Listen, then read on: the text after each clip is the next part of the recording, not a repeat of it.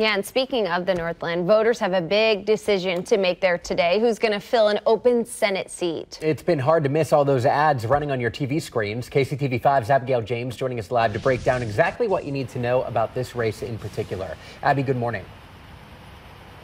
Good morning, Joe and Gina. Well, signs are already up here at this polling place here in the Northland, and you don't have to be from this area to know who Lauren Arthur and Kevin Corlew are, as this special election is gaining attention outside of the Northland.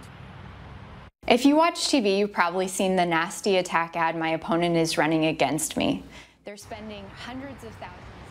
There's a chance you've seen the ads just like this on TV coming from both candidates. Republican candidate Kevin Corlew is an attorney, and Democrat Lauren Arthur is a former teacher. Both are competing for the Clay County's District 17 Senate seat. It was vacated in January by Republican Ryan Silvey, who is appointed to the state's Public Service Commission. Each candidate have pushed ads, with some having negative messages. Arthur has worked to connect Corlew with the interests of millionaires and billionaires.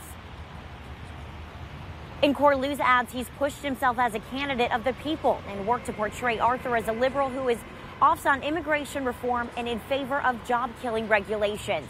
And none of these ads come cheap. We'll go ahead and break down what these candidates have spent in just Kansas City coming up in 30 minutes. For now, reporting live, Abigail Jaymes, KCTV5 News.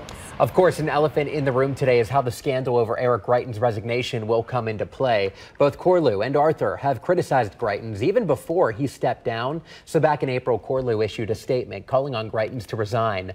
When it eventually happened, Corlew issued a new statement on Twitter. It didn't mention Greitens, but instead said that Corlew looks forward to getting back to work and standing with Governor Parson.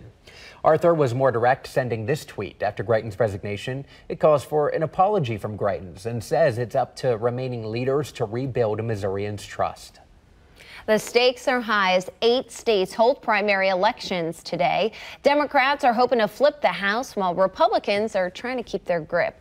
In many places, the races are more competitive than they've been in years.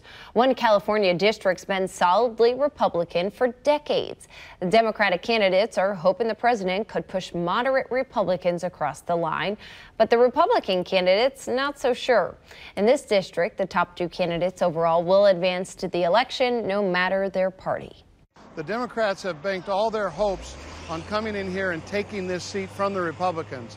If there are 2 Republicans in the general election, the Democrats lose automatically.